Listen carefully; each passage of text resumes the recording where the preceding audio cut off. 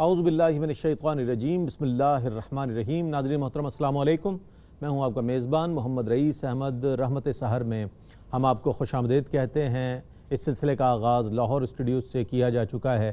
صفدر علی محسن صاحب اور افضل نوشائی صاحب اس بابرکت ٹرانسمیشن کا آغاز کیا کرتے ہیں اور اس کے بعد ہم آپ کی خدمت میں حاضر ہوتے ہیں۔ ناظرین، آج کا موضوع جو ہے وہ بہت ہی اہم موضوع ہے، ایمان اور اس کے تقاضے۔ اس موضوع پر ہم بات کریں گے۔ ایمان کا اعمال سے بہت گہرا تعلق ہے، انتہائی گہرا تعلق ہے۔ ہم بات کریں گے کہ حیا اور ایمان کا جو تعلق ہے وہ کیا ہے، صدق اور ایمان کا جو تعلق ہے وہ کیا ہے۔ اس حوالے سے مختلف اس کی جہتوں پر بات کریں گے، کوشش کریں گے کہ آپ کے سوالات بھی اس موضوع پر شامل کیے جائیں تاکہ آپ کے ذہنوں پر دستک دینے والے سوالات کے جوابات بھی آپ تک پہنچائے جا سکیں۔ انشاءاللہ اس پر بات ہوگی۔ آج ہمارے ساتھ ایک بار پھر تشریف فرما ہیں استاذ العلماء زینت الفقہا حضرت علامہ مفتی محمد اکمل صاحب ہمارے ساتھ تشریف فرما ہیں۔ بہت عمدہ جوابات عنایت فرماتے ہیں اور پوری دنیا میں آپ سے محبت رکھنے والے، آپ سے عقیدت رکھنے والے ناظرین آپ کے پروگرامز بہت شوق سے دیکھتے ہیں اور بہت زیادہ آپ کا احترام کیا جاتا ہے۔ مفتی صاحب السلام علیکم۔ وعلیکم السلام۔ میرے دائیں جانب تشریف فرما ہے ممتاز و معروف ریلیجس اسکالر، بہت عمدہ محقق، بہت عمدہ مصنف اور ایک ایسے استاذ کے جن کے سینکڑوں تلامذہ ماشاءاللہ علم کی روشنی حاصل کر رہے ہیں اور دنیا بھر میں پھیلا رہے ہیں۔ ڈاکٹر عمیر محمود صدیقی صاحب ہمارے ساتھ موجود ہیں۔ ڈاکٹر صاحب السلام علیکم۔ وعلیکم السلام ورحمۃ اللہ۔ آپ کے ساتھ تشریف فرما ہے ممتاز و معروف عالم دین علامہ اکرام حسین القادری صاحب۔ آپ متعدد پروگرامز میں ARYQ TV پر انہیں دیکھتے ہیں، پسند کرتے ہیں اور ماشاءاللہ قرآن و حدیث کی روشنی میں جوابات عنایت فرماتے ہیں۔ علامہ صاحب السلام علیکم۔ وعلیکم السلام ورحمۃ اللہ۔ میرے بائیں جانب تشریف فرما لاہور سے تشریف لائے ہوئے خوش الہان، خوش آواز، خوش گلو سناخہ ماشاءاللہ اور ARYQ TV سے ایک دیرینہ آپ کا تعلق صغیر احمد نقشبندی صاحب تشریف لائے ہیں۔ داتا حضور کی نگری لاہور سے تشریف لائے ہوئے سناخہ کو میں اسلام بھی پیش کروں گا۔ السلام علیکم ورحمۃ اللہ وبرکاتہ اور خوش آمدید کہوں گا۔ آپ تشریف فرما ہیں۔ زہیب علی اشرفی ہمارے ساتھ موجود ہیں، ممتاز و معروف سناخہ جو سرکار علیہ السلام کی بارگاہ میں اپنی خوبصورت آواز میں ہدایہ عقیدت و محبت پیش کیا کرتے ہیں۔ صغیر احمد نقشبندی اللہ رب کریم کی بارگاہ میں ہدیہ حمد پیش کریں گے اور انشاءاللہ اس کے بعد ہم اپنے اس پروگرام کا باقاعدہ طور پر آغاز کریں گے۔ میرے مولا اونچی تیری شان، میرے مولا اونچی تیری شان، تو رحیم ہے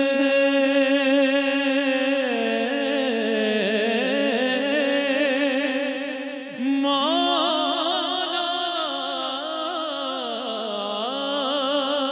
تو رحیم ہے، تو ہی ہے رحمان، میرے مولا اونچی تیری شان، شان مولا میرے مولا اونچی تیری شان، مشکلوں میں جب بھی روکے میں نے تجھ کو پکارا، مشکلوں میں جب بھی روکے میں نے تجھ کو پکارا، میرے مولا تو نے مجھ کو دیا خوب سہارا، کیا بتاؤں مولا تیرے،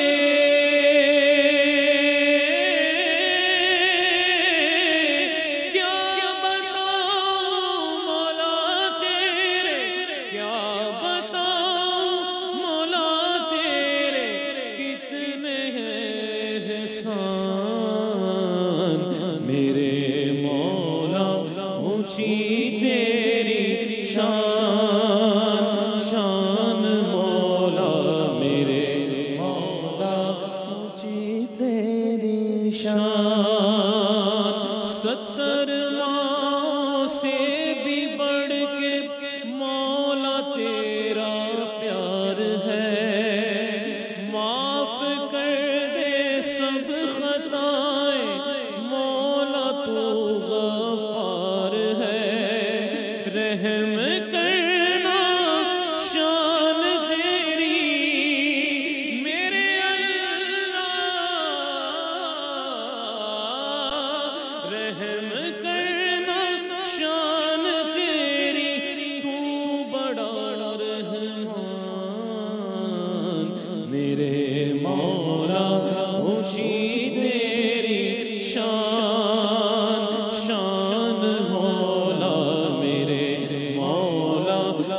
اونچی تیری شان، پتھر میں جو کیڑا ہوے اس کا رازق تو ہے، جو زمین میں بیج بوے اس کا مالک تو ہے، پتا پتا بوٹا بوٹا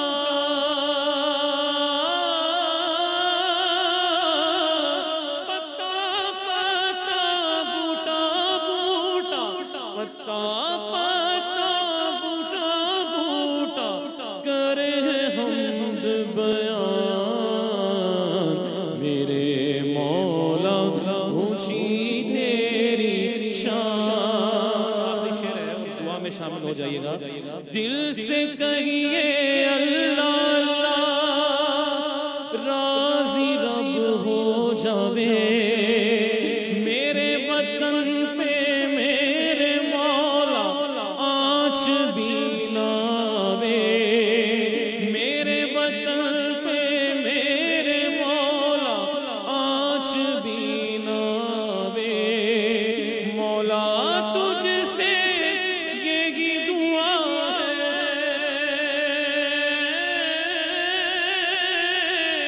مولا تجھ سے یہی دعا ہے، مولا تجھ سے یہی دعا ہے، باقی رہے ایمان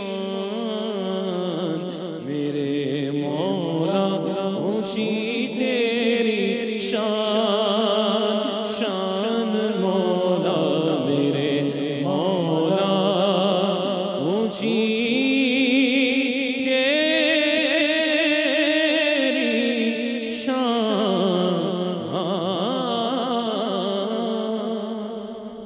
ماشاءاللہ صغیر احمد نقشبندی بارگاہ رب العزت میں ہدیہ حمد پیش کر رہے تھے۔ ناظرین، آج ہمارے اس سحری ٹائم کا جو موضوع ہے بہت اہم ہے، ایمان اور اس کے تقاضے۔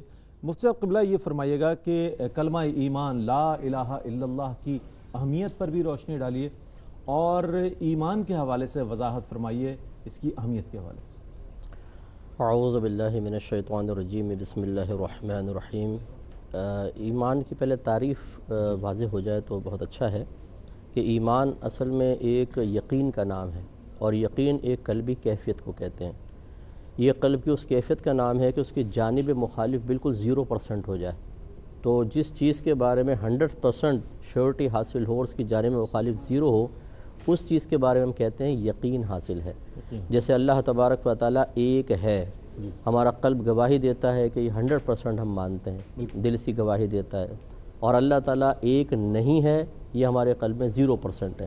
اس کا مطلب ہے اللہ تعالیٰ کے ایک ہونے پر ہمیں یقین حاصل ہے، اسی یقین کا نام ایمان ہوتا ہے۔ تو ایمان جو ہے وہ اصل میں تصدیق بالقلب کا نام ہے کہ نبی کریم صلی اللہ علیہ وسلم جو کچھ اللہ تعالیٰ کی بارگاہ سے لے کر آئے اس پر یقین رکھنے کا نام ایمان ہے، یعنی 100%، اس میں ذرا بھی تذبذب نہ ہو، شک و شبہ نہ ہو۔ اور اسلام ظاہر کا نام ہے، یعنی جو ہم کلمہ پڑھتے ہیں، جیسے آپ نے فرمایا کہ کلمہ یہ باطن میں موجود ایمان کے اوپر ایک ظاہری دلیل قرار دی جا سکتی ہے۔ اسی طرح اگر کوئی زبان سے آپ کے سامنے قرار نہیں کرتا، کلمہ نہیں پڑھتا، لیکن نمازیں پڑھ رہا ہے، قربانی کر رہا ہے مسلمانوں کے ساتھ، حج پر جا رہا ہے، تو اس کے ظاہری اعمال اس کے مسلمان ہونے پر دال ہیں۔ اسی طریقے سے اور جو شاعر اسلام میں داڑھی رکھی ہوئی، اس نے مسلمانوں کا لباس پہنا ہوا ہے، اب چاہے کلمہ نہ پڑھے، چاہے نماز بھی نہ پڑھتا ہو، لیکن ہم اس کے مسلمان ہونے کی گواہی دے سکتے ہیں۔ معلوم یہ ہوا کہ 4 قسم کے گروہ ہوں گے، مسلمان بھی ہوں اور مومن بھی ہوں، نہ مسلمان نہ مومن، مسلمان ہو مومن نہ ہو، مومن ہو مسلمان نہ ہو، مسلمان بھی ہو مومن ہو، جیسے ہم سب الحمدللہ مسلمان بھی ہیں مومن بھی ہیں، اور جیسے کافر ہیں یہ نہ مسلمان ہیں نہ مومن ہیں، مسلمان ہو مومن نہ ہو، جیسے نبی کریم صلی اللہ علیہ وسلم کے دور کے منافقین تھے کہ زبان سے کلمہ پڑھتے تھے، اقرار کرتے تھے، لیکن دل سے نبی کریم کی تصدیق نہیں کرتے تھے، وہ مسلمان کہلاتے تھے جب تک ان کا پردہ چاک نہیں ہوا، مسلمان کہلاتے تھے، مومن نہیں تھے۔ اور مومن ہو مسلمان نہ ہو، جیسے کوئی کافر بالکل مرتے وقت قریب کوئی بھی نہیں ہے اور وہ اس بات کا اقرار کرتا ہے دل سے کہ نہیں جو میں تھا جس پہ عقائد پہ تھا غلط تھے، مسلمان ٹھیک ہے، نبی کریم آخر نبی ہیں، قرآن پاک اللہ کا کلام ہے، اور پورا اس کا دل اس پر جم جائے 100%، لیکن اقرار اسلام کا موقع نہ مل سکا اور وہ مر گیا، تو یہ ہمارے نزدیک تو مسلمان نہیں ہے، کیونکہ ہمیں کیا پتہ اس کی قلبی کیفیت کیا تھی، لیکن عند اللہ یہ مومن ہے، برود قیامت یہ مومنین کی صف میں اٹھے گا۔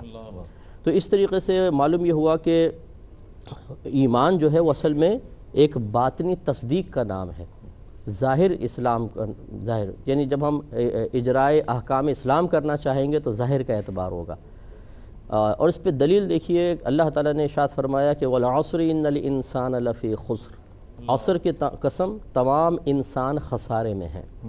الانسان پہ الفلام استغراقی ہے، اس کا مطلب یہ ہوتا ہے کہ جس ناؤن پہ الفلام داخل ہو وہ ناؤن جتنے افراد پر بولا جائے گا سب کے سب یہاں مراد ہوں گے، تو انسان کا لفظ جتنے افراد پر بولا جا سکتا ہے اس آیت کے اتنے حصے میں تو سب کے سب شامل ہیں۔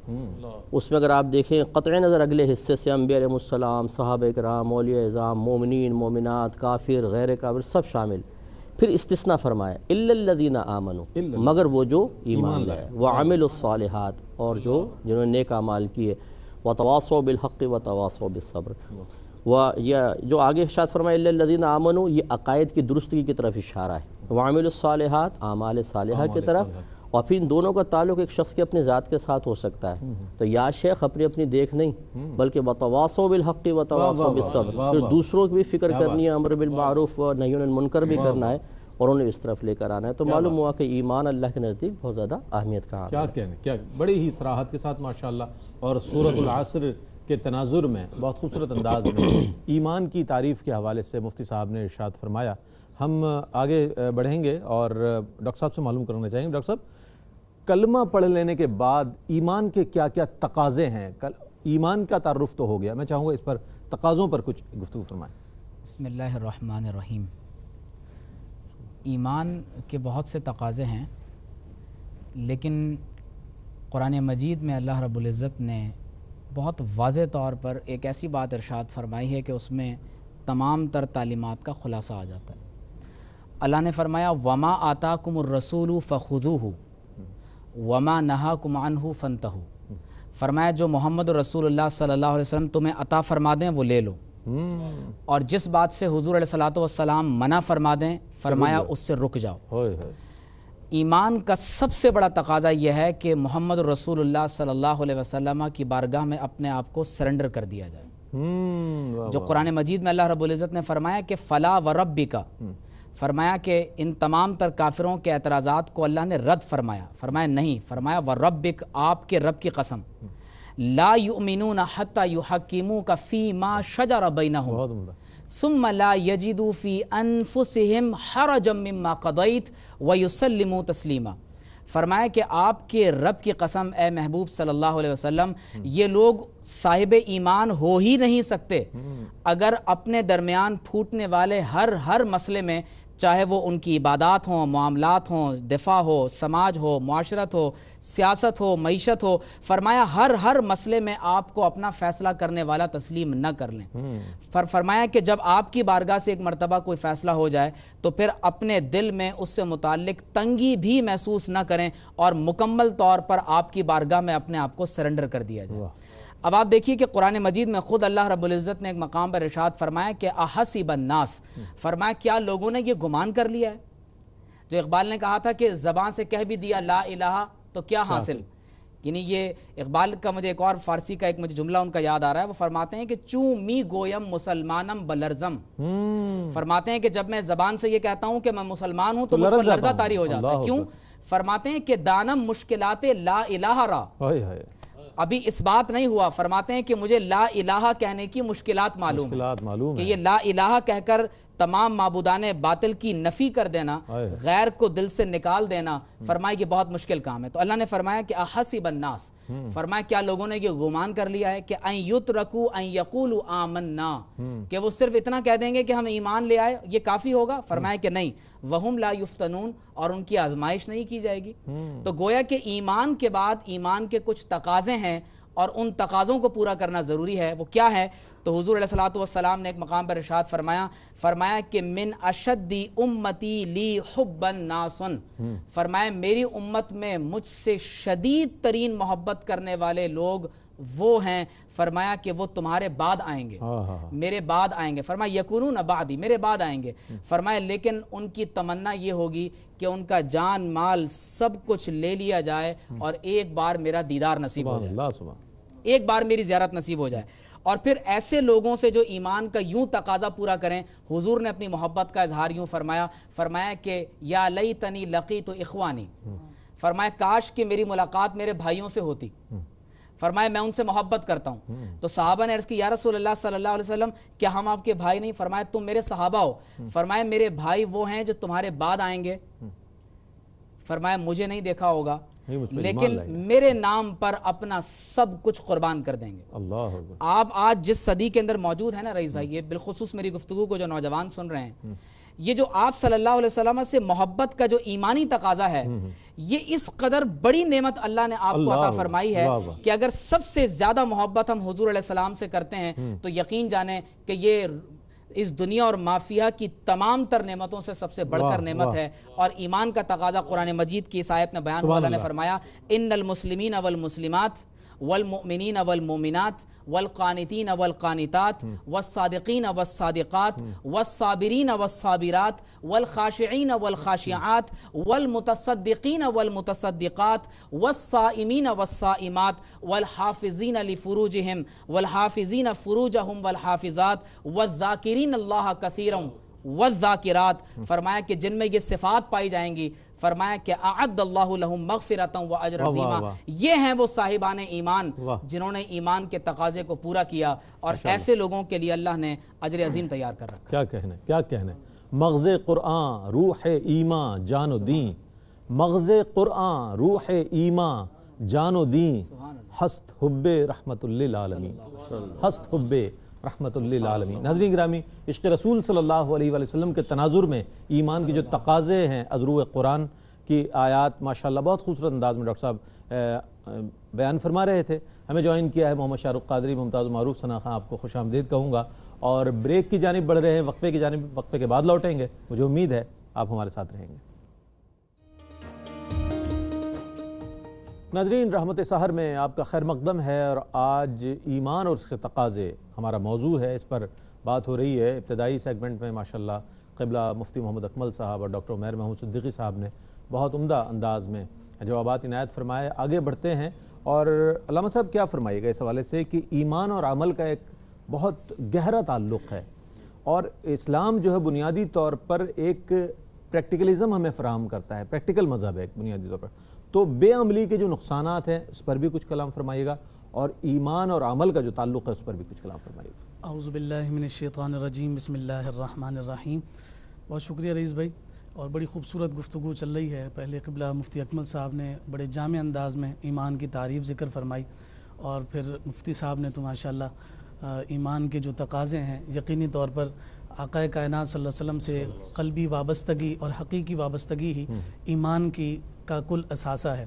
جیسا کہ آپ نے سوال کیا کہ ایمان اور عمل کا جو تعلق ہے، اس سے پہلے میں یہ عرض کروں کہ یہ ایک ایسی بحث اور ایک ایسا گویا کہ فلسفہ ہے جس پر علماء متقدمین کا ایک پورا جو ہے نا اس پر بحث چلتی رہی اور اختلاف چلتا رہا کہ آیا ایمان میں عمل داخل ہیں یا اعمال ایمان کا حصہ ہیں یا نہیں۔ دونوں جو مطلب یوں سمجھیے کہ جو طرفین ہیں، دونوں جانب سے دونوں نظریات کے حامل قرآن اور حدیث سے دلائل دیتے ہیں۔ جو یہ کہتے ہیں کہ ایمان میں اعمال داخل ہیں، وہ بھی قرآن مجید فرقان حمید کے بہت ساری آیات کے ذریعے سے دلیل پیش کرتے ہیں، اور جن کا کہنا یہ ہے کہ خاص طور پر جو اہل سنت و جماعت اور امام اعظم ابو حنیفہ کا جو عقیدہ ہے، جس میں فرمایا کہ اعمال ایمان میں داخل نہیں ہیں، ان کے بھی جو ہے جو دلائل ہیں بڑے مضبوط اور قوی ہیں۔ اس حوالے سے میری تو خواہش یہ ہے کہ تفصیل کے ساتھ قبلہ مفتی صاحب اگر اس پر کلام فرمائیں گے تو وہ یقینی طور پر پر مغز بھی ہوگا اور پر اثر بھی ہوگا۔ یہاں یہ عرض کروں کہ کچھ جو آیات ہمیں اس جانب اشارہ کرتی ہیں کہ ایمان میں اعمال داخل نہیں ہیں، ان آیات مبارکہ کی طرف اگر نظر کرتے ہیں تو اللہ رب العزت نے فرمایا ان الذین آمنوا وعملوا الصالحات سیجعل لهم الرحمن ودا، فرمایا کہ بے شک جو لوگ ایمان لائے اور اعمال صالحہ کیے، یہاں جو واو ہے وہ واو عطف کا ہے، اور یہ تغیر کی جانب ہمیں جو ہے رہنمائی کرتا ہے۔ اسی سبب سے یہ ذکر کیا گیا کہ اعمال صالحہ علیحدہ ہیں اور جو ایمان ہے وہ علیحدہ چیز ہے، اعمال ایمان میں داخل نہیں ہیں۔ اسی طرح سے دوسرے مقام پر فرمایا من عامل صالحا من ذکر او انثی وہو مؤمن، یہاں ایمان کو جو ہے جس انداز میں بطور گویا کہ اعمال صالحہ اور ان کے درمیان جو تعلق شرط اور مشروط کا قائم کیا گیا، تو اس کے ذریعے سے بھی اس بات کا اعلان کیا گیا کہ اعمال جو ہیں ایمان سے خارج ہیں، ایمان میں داخل نہیں ہیں۔ تو پھر جو وہ آیات مبارکہ ہیں جس کے میں فرمایا کہ جو اعمال صالحہ کیے جاتے ہیں ان کے ذریعے سے ایمان بڑھتا ہے، جیسے کہ قرآن کی آیت ہے وَإِذَا تُلِيَتْ عَلَيْهِمْ آيَاتُهُ زَادَتْهُمْ ایمانا، کہ جب ان کے سامنے اللہ رب العزت کی آیات کی تلاوت کی جاتی ہے تو پھر اس کے نتیجہ میں ان کا ایمان بڑھتا ہے۔ تو اس کے حوالے سے ہمارے بزرگوں نے ذکر کیا کہ اب ہمیں ایمان کی تقسیم کرنی ہوگی، اس میں بائفرکیشن کرنی ہوگی اس انداز میں کہ جہاں پر ایمان میں اعمال کو داخل نہیں کیا گیا وہ آیات ہیں تو وہاں مراد نفس ایمان ہے، اور جہاں پر اعمال کے ذریعے سے ایمان کے بڑھنے کا تذکرہ ہے تو فرمایا وہاں کمال ایمان کی بات کی جا رہی ہے کہ اعمال صالحہ ایک ایسا مجرب جو ہے نا نسخہ ہے اور عبادات ایسی اللہ رب العزت کی جانب سے عنایت ہے جس کے ذریعے سے انسان اپنے ایمان کو کامل کرتا ہے۔ اس لیے ایک بڑا خوبصورت جملہ ایک بزرگوں نے لکھا، وہ فرماتے ہیں کہ عبادات جو ہے تکمیل ایمان کی جانب انسان کو لے جاتی ہیں، تو ایمان کی تکمیل جو ہے وہ اعمال کے ذریعے سے ہوتی ہے، اور اعمال میں انسان جتنا مضبوط اور پختہ ہوتا چلا جاتا ہے اس کا ایمان اتنا ہی مضبوط اور پختہ اور استوار ہوتا چلا جاتا ہے۔ کیا کہنا عبادات جو ہیں وہ ایمان کامل کی طرف لے جاتی ہے۔ بہت خوبصورت جملہ اور بہت عمدہ جواب عنایت فرمایا۔ اس سب میں چاہوں گا آپ بھی اس پر کچھ کلام فرمائیے کہ بے عملی کے جو نقصانات ہیں وہ ایک گوشہ تشنا ہے، میں چاہوں گا اس پر بھی کچھ کلام فرمائیے۔ جیسے کہ حضرت نے اشارہ فرمائی دیا کہ ہمارے نزدیک اعمال ایمان کا جزو نہیں ہے، ہاں ایمان کے قوی ہونے اور ضعیف ہونے میں اپنا کردار ادا کرتے ہیں۔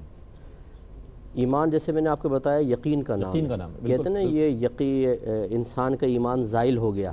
اب ایسا تو نہیں ہے کہ کوئی گٹھڑی رکھی ہوئی تھی وہ گر جائے تو کہ وزن ختم ہو گیا، ایسا نہیں ہے، بلکہ شیطان کرتا ہے کیا ہے کہ اس یقین کو کمی کی طرف لے کر آتا ہے، اس یقین کو متزلزل کرتا ہے۔ جیسے آپ دیکھیں کرائسس میں کوئی مبتلا کوئی شخص وہ پے در پہ اس پہ کوئی پریشانیاں آئیں تو آہستہ آہستہ شیطان اس کے ذہن میں ڈالتا ہے کہ تو مان لے کہ اللہ تعالیٰ ظالم ہے، یعنی کفریہ کلمات اس کے منہ سے چاہے نہ نکلے، اصل تو ایمان کی بات ہو رہی ہے نا، وہ خاموش بیٹھا ہوا ہے لیکن اس پہ واردات آ رہی ہے، اس کے قلب کے اوپر شیطانی واردات ہے کہ تو یہ مان لے کہ اللہ تعالیٰ نے تیرے ساتھ ناانصافی کی ہے۔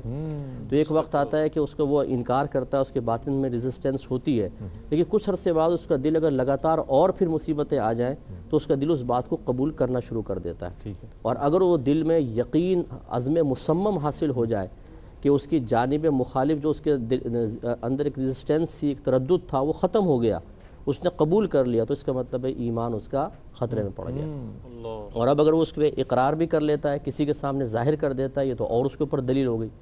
تو اس لیے یہ بے عملی جو ہوتی ہے، جب انسان گناہ کرتا ہے، نمازیں نہیں پڑھتا، روزہ نہیں رکھ رہا، حرام حلال کی تمیز بھلا دیتا ہے، تو شیطان اس کے یقین کو کمزور کرنا شروع کر دیتا ہے، اور پھر اس کو پتہ نہیں چلتا، کسی بھی ایک نازک لمحے میں حملہ کر کے اسے ان ضروریات دین کا منکر بنا دیتا ہے کہ جو اسلام کے میں داخل ہونے یا اسلام میں پر قائم رہنے کے سلسلے میں انتہائی ضروری تھی، اور پتہ بھی نہیں چلتا ہے، آدمی باہر نکل جاتا ہے۔ نبی کریم صلی اللہ علیہ وسلم نے ارشاد فرمایا کہ ایک زمانہ ایسا آئے گا کہ انسان صبح ایمان کی حالت میں کرے گا لیکن شام کو کافر ہو جائے گا، اور کچھ ایسے ہوں گے جو شام ایمان کی حالت میں کریں گے لیکن صبح کافر ہو جائیں گے۔ اور ایک روایت میں سرکار نے فرمایا کہ ایک زمانہ ایسا آئے گا کہ ایمان کی حفاظت کرنا اس طرح دشوار ہوگا جیسے کسی کے ہاتھ میں انگارہ رکھ دیا جائے کہ نہ وہ اسے پھینک سکے نہ ہاتھ میں پکڑ سکے۔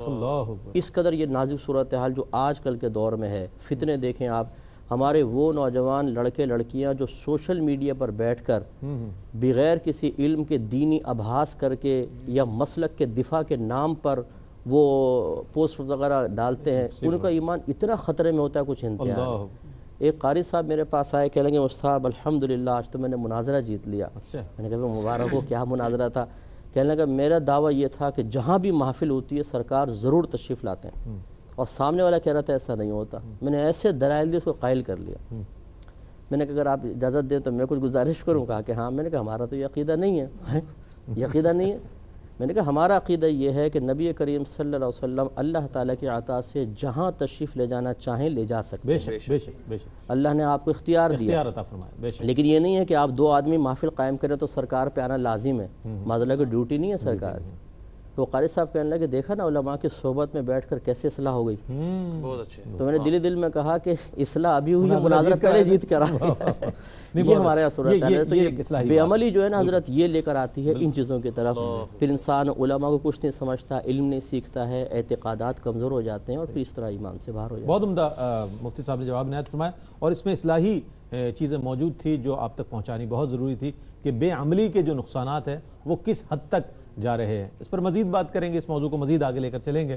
شامل کر رہے ہیں نعت رسول مقبول صلی اللہ علیہ وآلہ وسلم۔ زہیب علی اشرفی سے ملتمس ہوں کہ سرکار کی بارگاہ میں اپنی عقیدت و محبت پیش کریں۔ لمیات نظیروں کا فی نظارن، لمیات نظیروں کا فی نظارن، مثل تو نہ شد پیدا جانا، جگ راج کو تاج تورے سر سو، جگ راج کو تاج تورے سر سو ہے، تجھ کو شہ دو سرا جانا، البحر والا والموج طغى،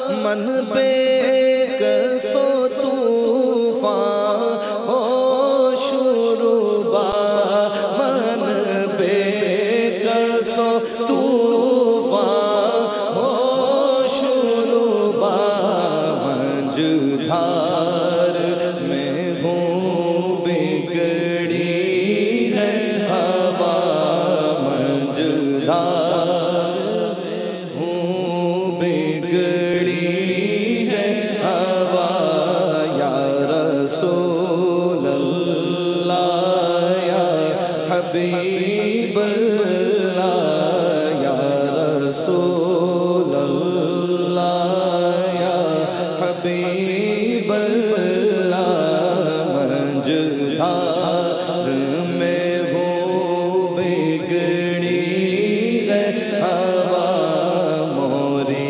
نیا پار لگا جانا، اروح فدا کا فضل ہر کا،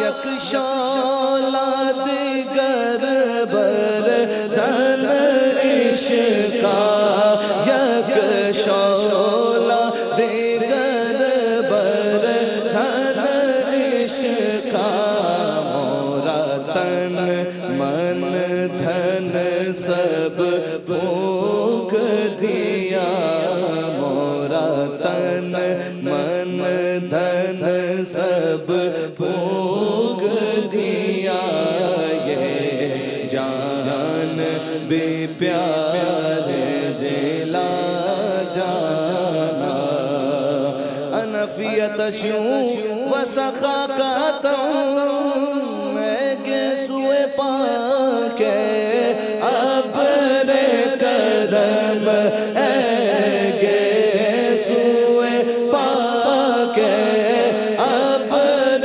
کرم، برزن ہارے ریم جھم ریم جھم، برزن ہارے ریم جھم ریم جھم جھم جھم ریم جھم ریم جھم ریم جھم ریم جھم ریم جھم ریم جھم रिम झिम रिम झिम रिम झिम रिम झिम रिम झिम रिम झिम रिम झिम रिम झिम रिम झिम रिम झिम दो बूंद इधर भी गिरा जाना बस खामे खामे नवाए रज़ा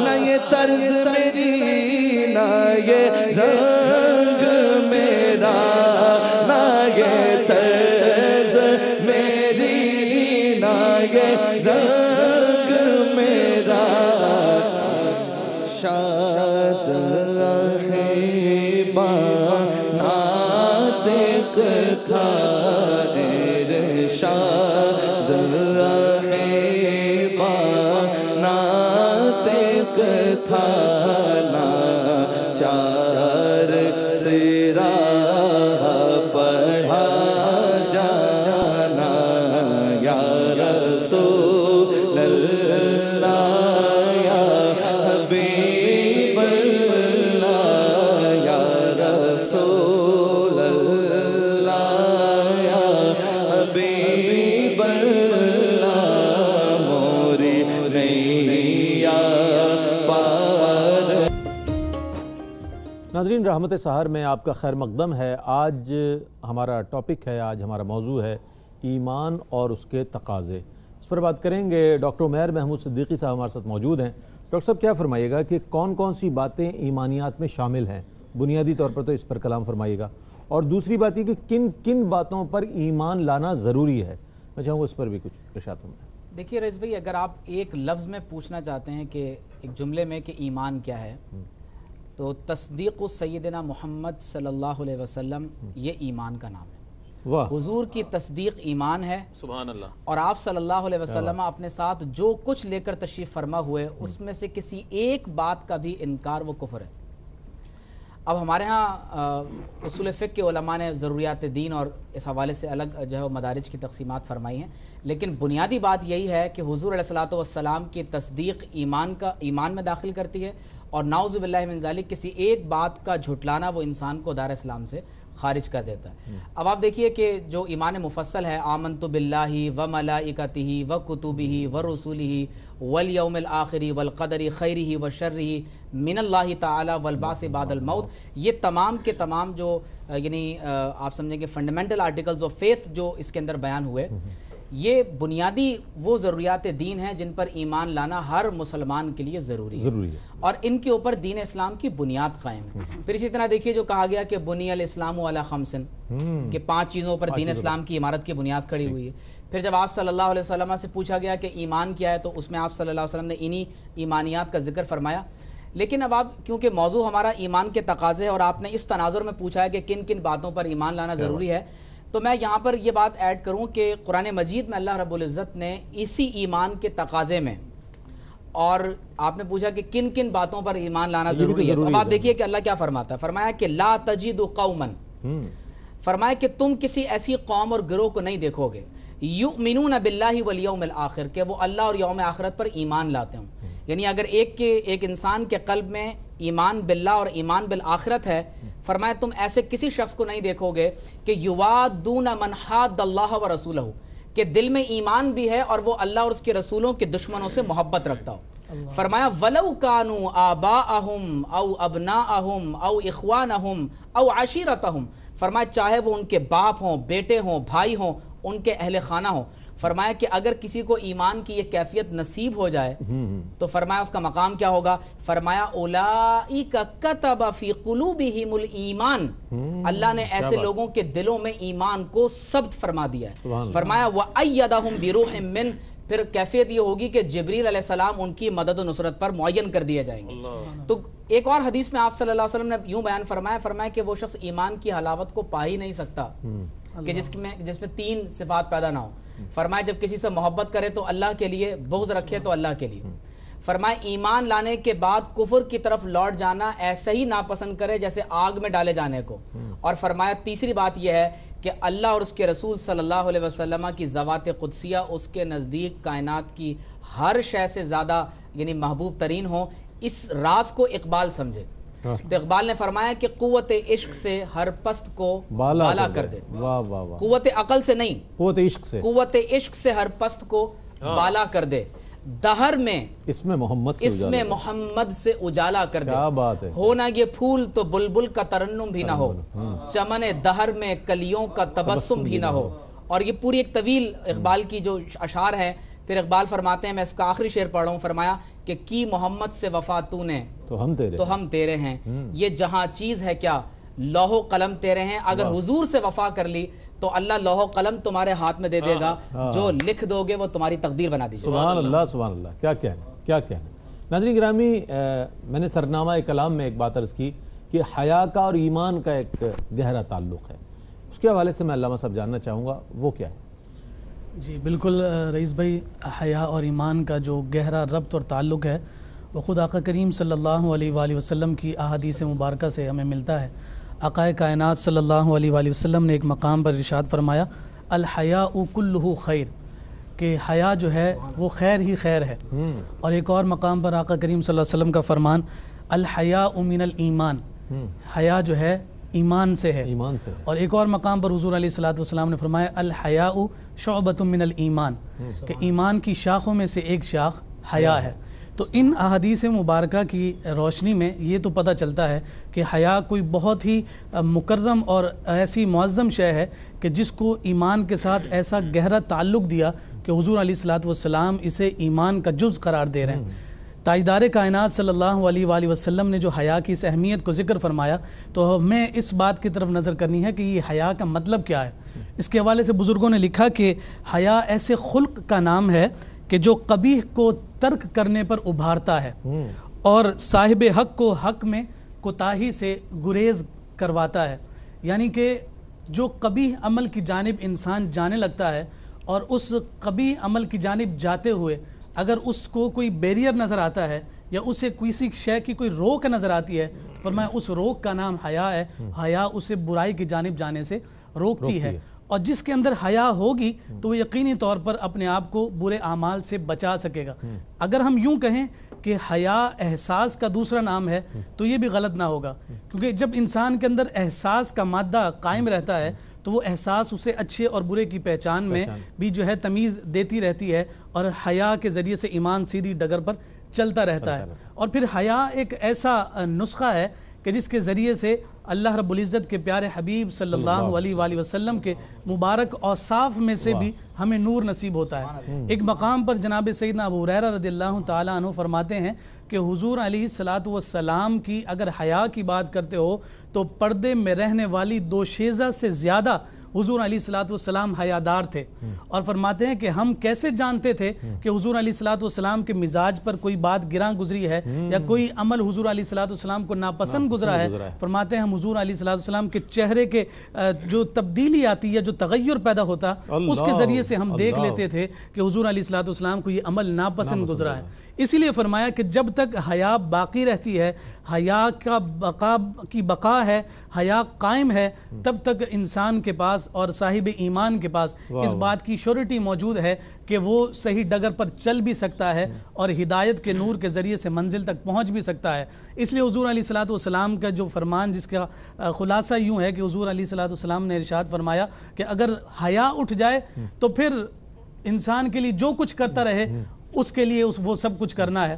یعنی حیا کا جو بیریئر رکھا گیا ہے وہ یقینی طور پر ایمان کے ساتھ انسان کو جوڑے رکھتا ہے. تو اس حیا اور ایمان کے تعلق کو ہمیں اسی طرح سے مضبوطی کے ساتھ قائم رکھنا ہے تاکہ ہم اپنے ایمان کی حفاظت بھی کر سکیں اور اس حفاظت کے ذریعے سے ہم رب ذوالجلال کی ذات کا جو کامل یقین ہے اس کامل یقین کو ہم اپنے دلوں میں ہمیشہ کے لیے راسخ کر سکیں. کیا کہنا ہے. ہمارے ساتھ ایک کالر ہیں. السلام علیکم. وعلیکم السلام. جی میں نے نا مفتی صاحب سے 3 جون کو اپنا مسئلہ بیان کیا تھا کہ میرے پیسے سے خریدی تھی بالکل میرے سسٹر نے بیچ لی. مفتی صاحب نے آپ ذرا ٹیلی ویژن سیٹ کی آواز بند کر دیں گی تو بڑی مہربانی ہوگی بہن, آپ کی آواز ہمیں صحیح آ جائے گی. ٹی وی سے آواز بند ہے. جی جی جی مفتی صاحب نے رقم بطور تاوان کہا کہ یہ ورثہ مجھے ادا کریں گے. میں تھوڑا سی تفصیل جاننا چاہتی ہوں کہ یہ رقم موجودہ وقت کی زمین کی قیمت کے مطابق ہوگی یا اس وقت کی قیمت کی رقم گنی جائے گی. مزید وضاحت یہ کہ میں نے اپنے سسر کی زندگی میں بارہا ان سے اپنے حق کا مطالبہ کیا لیکن انہوں نے نہ مانا.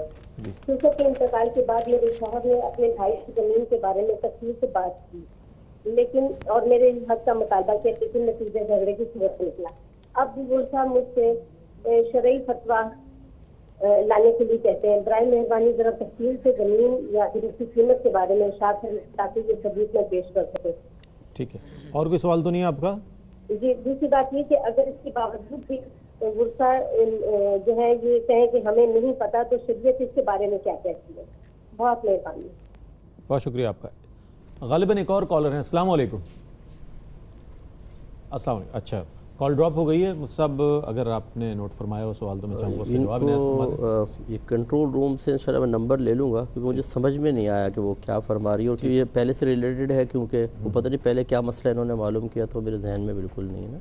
اچھا ہاں انشاءاللہ ٹھیک ہے. تو اس حوالے سے انشاءاللہ جب ہم کریں گے رابطہ تو ضرور آپ کو جواب پہنچ جائے گا.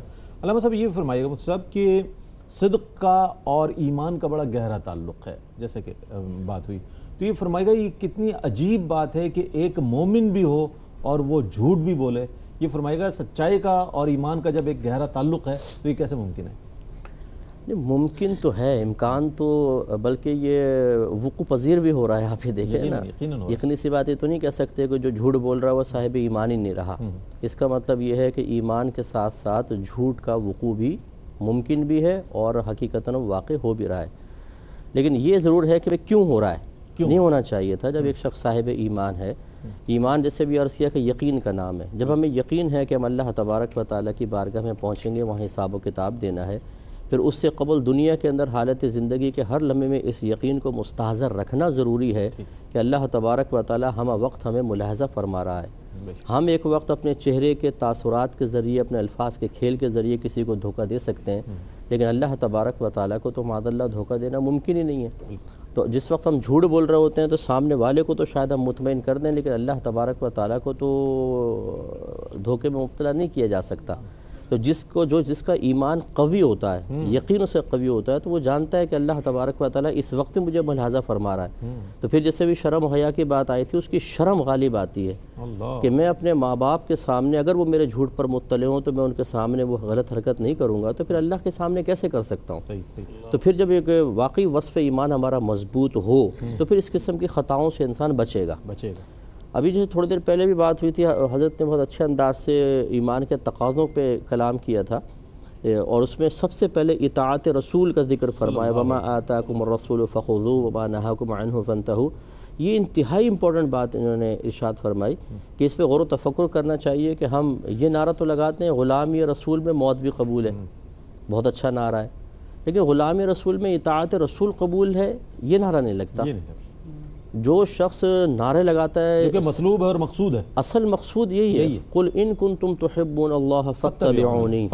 کتنا واضح کلام ہے کہ آپ کا اپنا معیار اپنے مقام پر لیکن اللہ تعالیٰ اس کے رسول کی بارگاہ میں محبت رسول یا محبت الہی کی ظاہری علامات کا معیار یہ ہے کہ آپ اطاعت رسول اطاعت رب میں مشغول نظر آئے.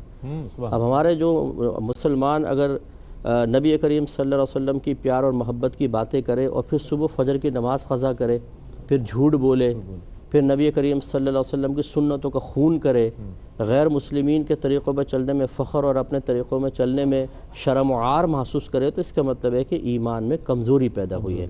ہم اس کا انکار نہیں کریں گے کہ اس کے دل میں محبت رسول ہے عشق رسول ہے. یہ ہو سکتا ہے نافرمانی اور محبت رسول جمع ہو سکتی ہے لیکن بات ہے کاملیت کی اور نقص کی. تو یہ اپنی محبت اور عشق میں ناقص ہے. اسی طرح ایمان میں بھی اس کو ناقص کہا جائے گا کیونکہ حضرت نے فرمایا کہ جیسے بیان کر دیا کہ کامل ایمان والا وہ ہے جو نبی کریم صلی اللہ علیہ وسلم کو سب سے زیادہ محبوب جانتا ہے. تو محبوب جاننے کا مطلب یہ کہ پھر نبی کریم جو کچھ لے کر آئے اس کو بھی تو سب پر فوقیت دینا. تو اس لیے جھوٹ اور ایمان جمع تو ہو سکتے ہیں جیسے نظر آ رہے ہیں لیکن ہونے نہیں چاہیے کہ یہ مومن کی شان نہیں ہے. کیا کہنا. ناظرین دو کالرز ہیں ہمارے ساتھ. السلام علیکم. السلام علیکم. ہیلو السلام علیکم. وعلیکم السلام. جی سوال بتائیے گا. جی یہ سوال پوچھنا ہے کہ تہجد کی جو نماز ہے اس میں سونا ضروری ہے یا آپ بنا سوئے بھی پڑھ سکتے ہیں؟ ٹھیک.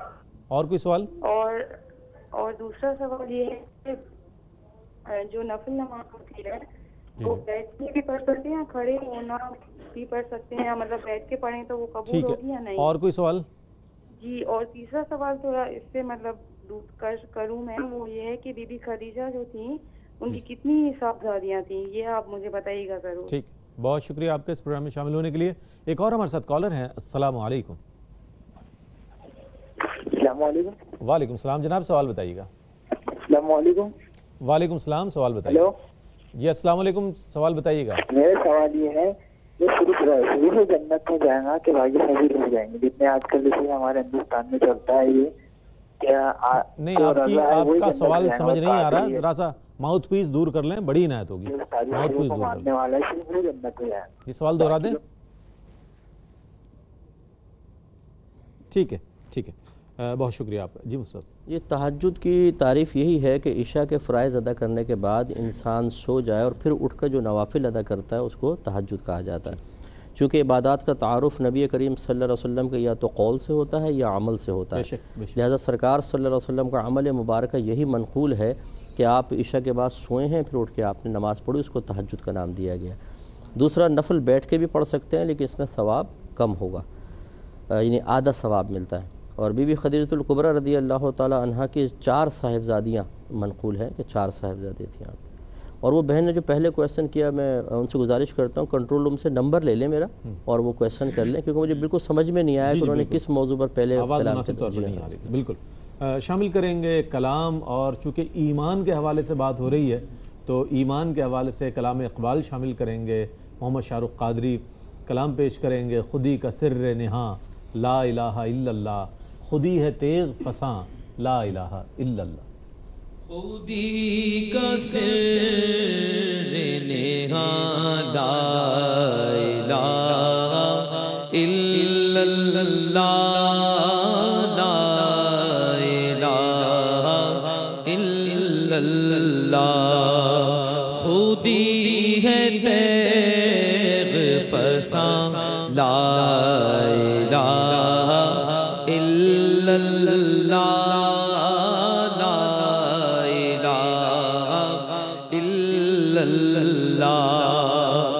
ये दौर अपने बराहीम की तलाश में है, सनम कदा है जहाँ ला इलाहा इल्लल्लाह, ला इलाहा इल्लल्लाह।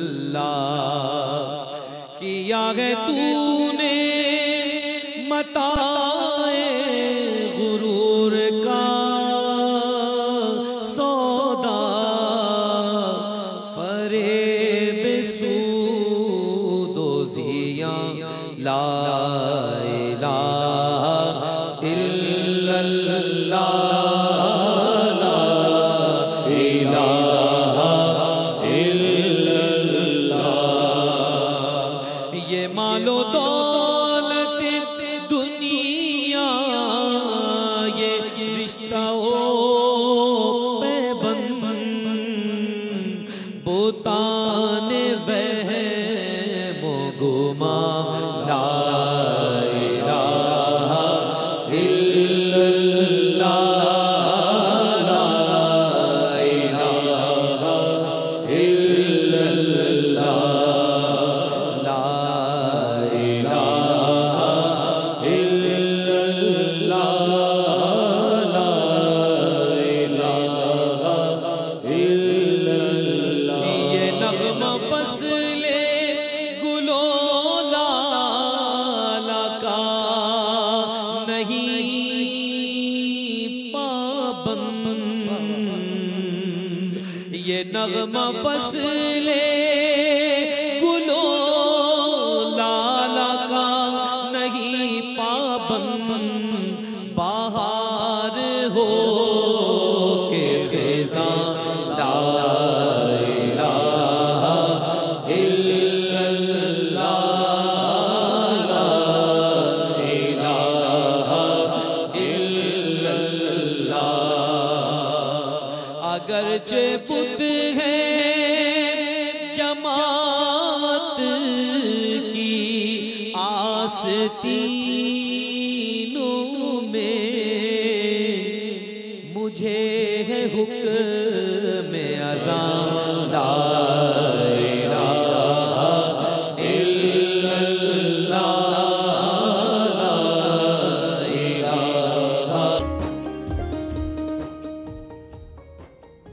ناظرین آپ کا خیر مقدم ہے رحمت سحر میں۔ آج موضوع ہے ایمان اور اس کے تقاضے۔ بہت عمدہ گفتگو آپ تک پہنچ رہی ہے اور مختلف زاویوں کے ساتھ ہم سوالات قائم کر رہے ہیں۔